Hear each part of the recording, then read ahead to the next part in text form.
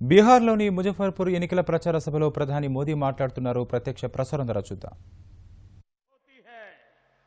जिनके पास कोई सहारा नहीं होता है और इसलिए हम एक ऐसी सरकार बनाना चाहते हैं जो सरकार गरीबों की ओर ध्यान दे, गरीबों की भलाई के लिए काम करे.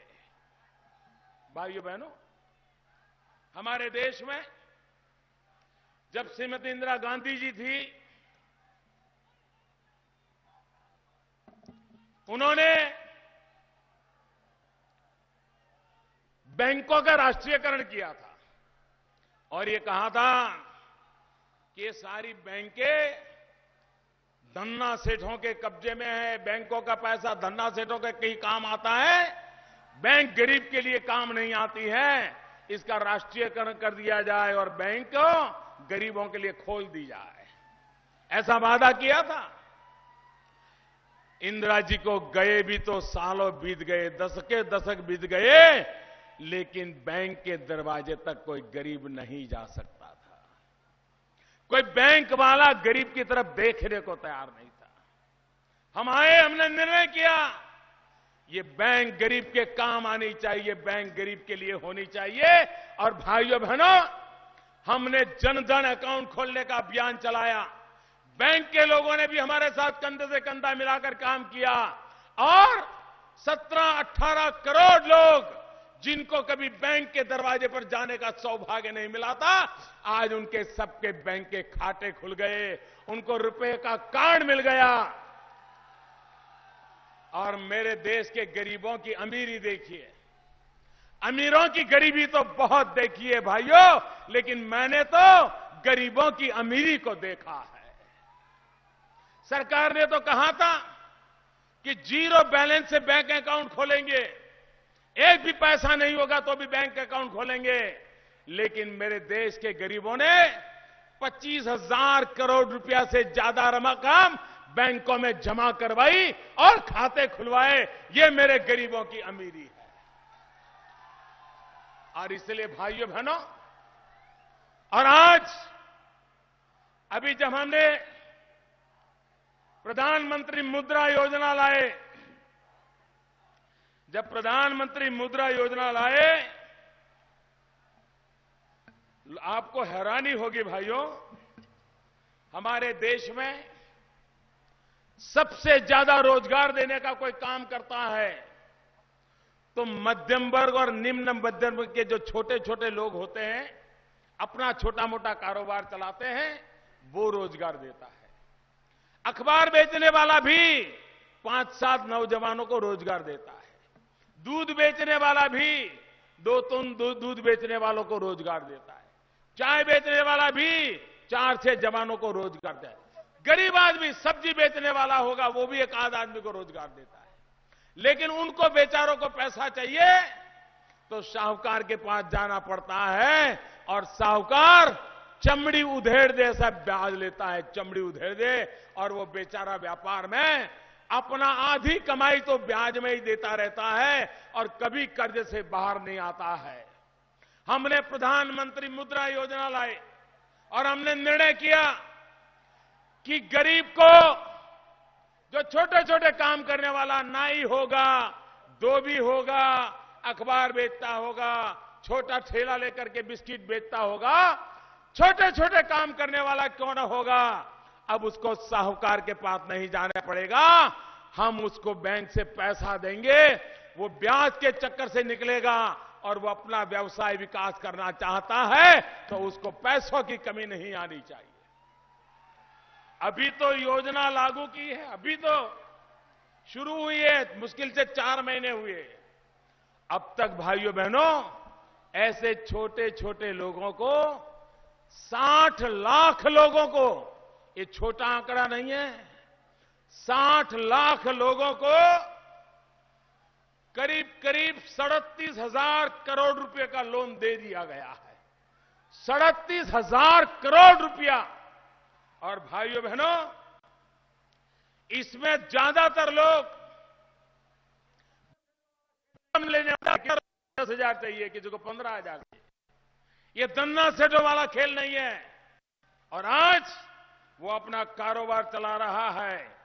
भाइयों बहनों, इसमें जो बिहार को मिला है वो तो साहब आप देखिए, अकेले बिहार में 3.25 लाख लोगों ने, अकेले बिहार में 3.25 लाख लोगों ने पिछले 3-4 महीनों के भीतर भीतर इन बैंकों का लाभ लिया और करीब 1100 करोड़ रुपया आज बिहार के इन सामान्य लोगों के पास गया और उन्होंने अपना कारोबार बढ़ाने में काम किया। मुझे बताइए, ये गरीबों की भलाई का काम हुआ कि नहीं हुआ? ये गरीब साहूकारों के चंगुल से मुक्त हुआ कि नहीं हुआ? ये हमें और आगे बढ़ाना है।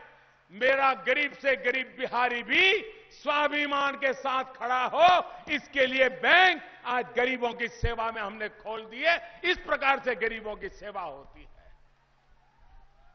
आप लोगों ने, जब लोगों ने सुना कि हम 1 रुपये का बीमा उतारेंगे, 1 रुपया, गरीब 1 महीने का 1 रुपया दे, 12 महीने के 12 रुपया कोई गरीब दे सकता है, और 2 लाख रुपए का बीमा आज उसके जीवन में सुरक्षा का एहसास दिला रहा है। और भाइयों बहनों, मेरे लिए खुशी की बात है कि चाहे प्रधानमंत्री सुरक्षा बीमा योजना हो, प्रधानमंत्री जीवन ज्योति बीमा योजना हो या अटल पेंशन योजना हो, अकेले पूरे बिहार ने बहुत बड़ा कमाल करके दिखाया है भाइयों बहनों। और करीब करीब 70 लाख लोगों ने, यानी एक प्रकार से 70 लाख परिवार, 70 लाख परिवारों ने इस बीमा योजना, पेंशन योजना का फायदा उठाया है। इतने कम समय में इतना बड़ा फायदा लेने का काम बिहार के जागरूक मेरे साथियों ने किया है। और इसलिए भाइयों बहनों, अगर हमें बिहार को आगे ले जाना है तो बाकी सारी बातों से हमने ऊपर उठना पड़ेगा, अपने पराये के चक्कर से निकलना पड़ेगा, भाई भतीजावाद से बाहर आना पड़ेगा। एकमात्र जड़ी बूटी है जो हमें बचा सकती है, उस जड़ी बूटी का नाम है विकास। बिहार को अगर आगे बढ़ाना है तो एक ही जड़ी बूटी काम आने वाली है, विकास। और इसलिए मेरे भाइयों बहनों, मैं आपसे विकास के लिए वोट मांगने के लिए आया हूं। देश को बचाने के लिए हमने भ्रष्टाचार के खिलाफ लड़ाई छेड़ी थी। पिछले चुनाव में मैंने वोट मांगा था आपसे भ्रष्टाचार से मुक्ति दिलाने का। भाइयों बहनों, मेरी सरकार को 16-17 महीने हो गए हैं। आपके आशीर्वाद से मैं दिल्ली में बैठ करके आपकी सेवा कर रहा हूं। 16 महीने में हमारे घोर विरोधियों ने भी मुझको भांति भांति की गालियां दी होगी, भांति भांति के झूठे आरोप लगाए होंगे, लेकिन अभी तक हमारा कोई घोर विरोधी भी मोदी पर एक नए पैसे के भ्रष्टाचार का आरोप नहीं लगा पाया। भाइयों बहनों, बताइए, मैंने वादा निभाया कि नहीं निभाया? कोयले का कारोबार में देश बदनाम हो गया था, उससे मुक्ति दिलाई कि नहीं दिलाई? 2G के कारोबार में देश को लूट लिया गया था, मैंने बचाया कि नहीं बचाया? भाइयों बहनों, जो वादा किया था उसको पूरा करने का ईमानदारी से कोशिश कर रहा हूं मैं। और आज ईमानदारी के साथ देश आगे बढ़ रहा है, और ईमानदारी के साथ देश चलाने के लिए मैंने आपको वादा किया है, उसको मैं निभा रहा हूं। क्या बिहार में ईमानदार सरकार चाहिए कि नहीं चाहिए? बिहार में ईमानदार सरकार चाहिए कि नहीं चाहिए? बिहार की जनता का पाई पाई बिहार के लिए खर्च होना चाहिए कि नहीं होना चाहिए? अभी अभी आपने टीवी पे देखा होगा, अगर ये जो टीवी पर आपने देखा, हमारा होता भाजपा वाला तो पूरी सप्ताह भर वो कार्यक्रम चलता। कभी मनोवैज्ञानिक आकर के विश्लेषण करते, कभी पुराने अफसर आकर के विश्लेषण करते, कभी पुराने नेता आकर, पता नहीं जितने भी प्रकार के डंडे हमको मार सकते थे मारे जाते। अभी कैमरा के सामने बिहार की नीतीश जी के सरकार के मंत्री रंगे हाथों रुपये लेते पकड़े गए और वो बिहार का सौदा कर रहे हैं, सौदा कि अगर हमारी सरकार बनेगी तो तुम्हारा ये काम हो जाएगा, एडवांस में इतना दे दो। बिहार बेचने का एडवांस लिया जाता है, कैमरा के सामने लिया जाता है, लेकिन हमारे देश में खबर आई और चली गई, कोई चर्चा नहीं, कुछ नहीं।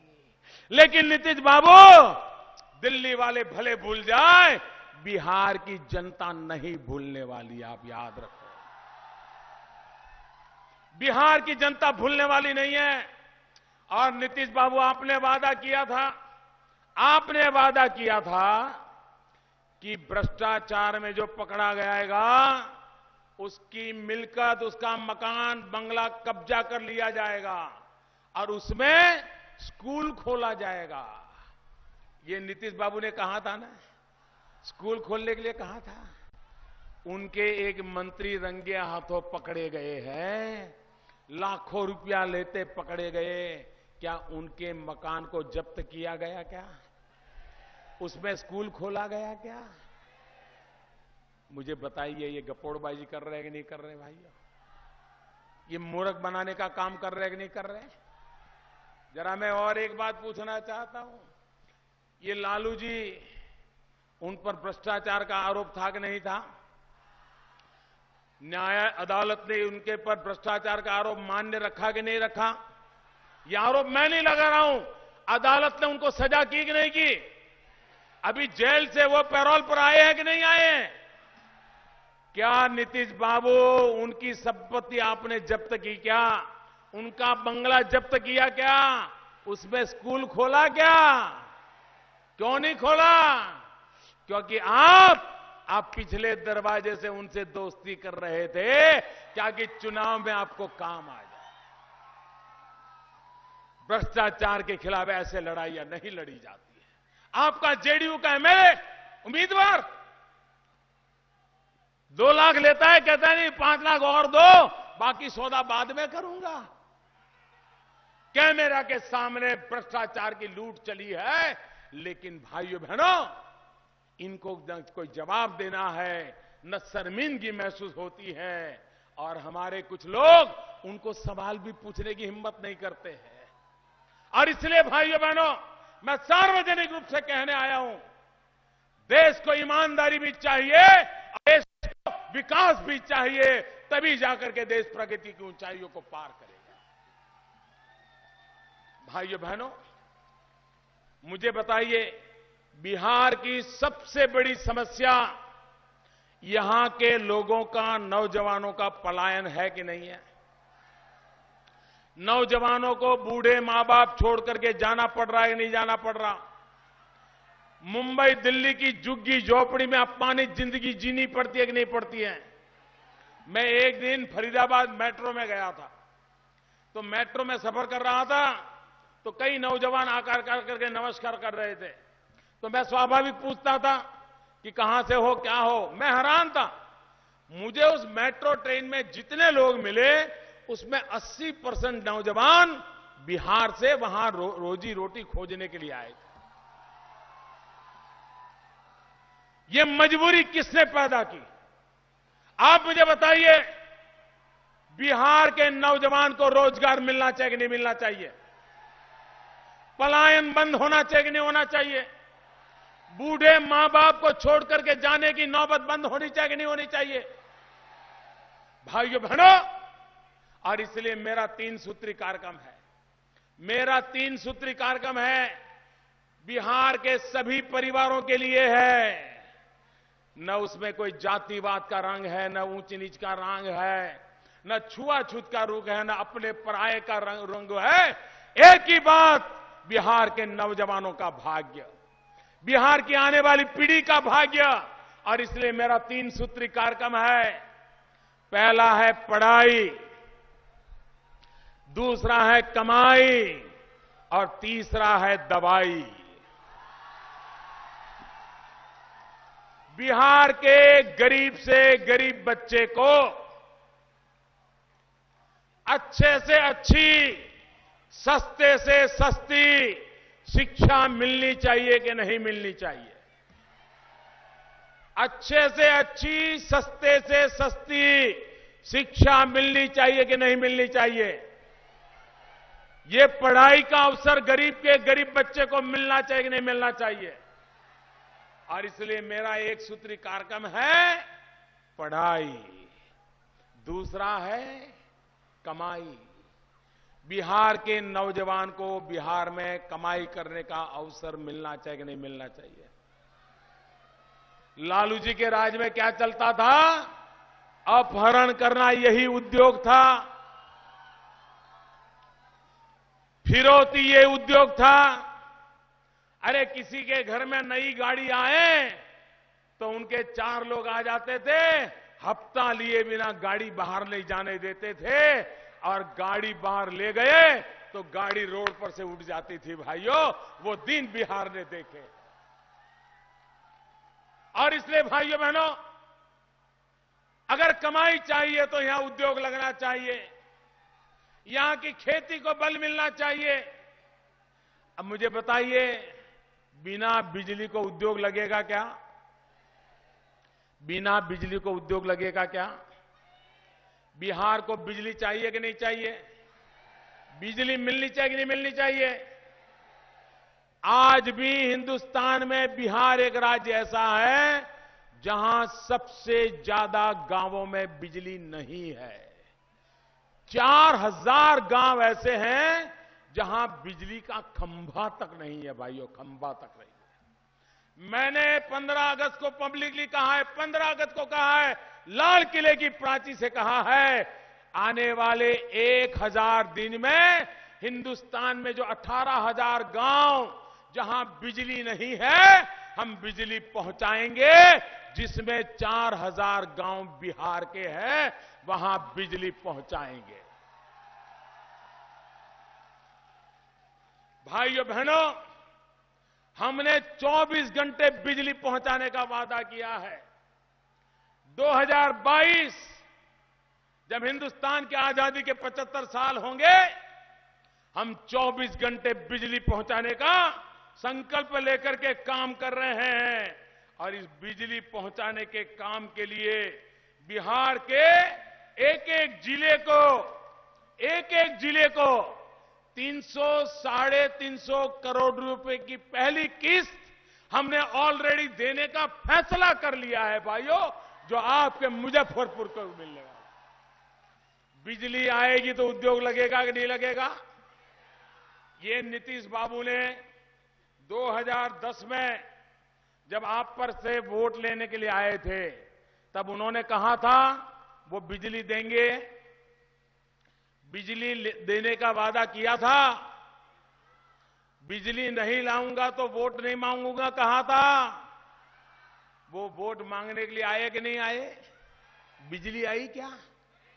अरे बिहार में तो बस में लोग जाते हैं तो बात क्या करते हैं, ट्रेन में बैठे हैं तो बात क्या करते हैं, कभी फोन करते हैं। हमारे यहां सूरत बिहार के लोग तो बेटा रिश्तेदारों से क्या बात करते हैं, बात क्या कर, अरे यार तेरे यहां आई थी क्या?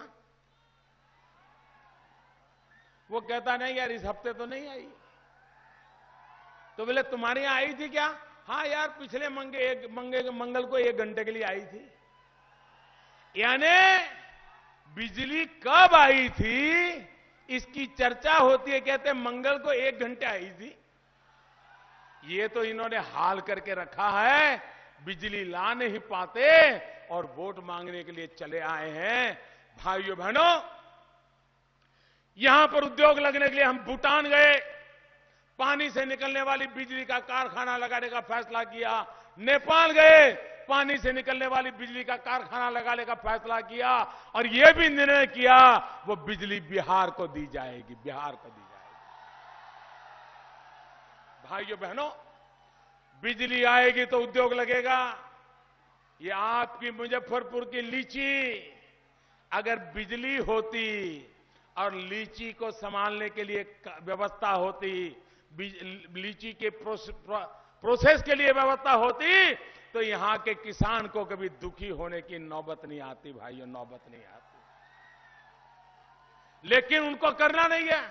मैं तो हैरान हूं, बिहार में इतना पानी है, इतनी नदियां हैं, गरीब लोग हैं, मेहनत करने को तैयार है। सिर्फ मछली पकड़ने का काम वैज्ञानिक तरीके से किया होता ना, मछली पकड़ने का, तो आज बिहार के लोगों को खाने के लिए 400 करोड़ की मछली बाहर से नहीं लानी पड़ती। भाइयों, बाहर से पानी आपके सामने हो और मछली बाहर से लानी पड़े, 400 करोड़ रुपया हर साल मछली के लिए चला जाए, ऐसी कैसी सरकारें चलाई है इन्होंने। और इसलिए भाइयों बहनों, यहां पर बिजली रोजगार के लिए अवसर देने का कारण बननी चाहिए, उस पर हम बल देना चाहते हैं।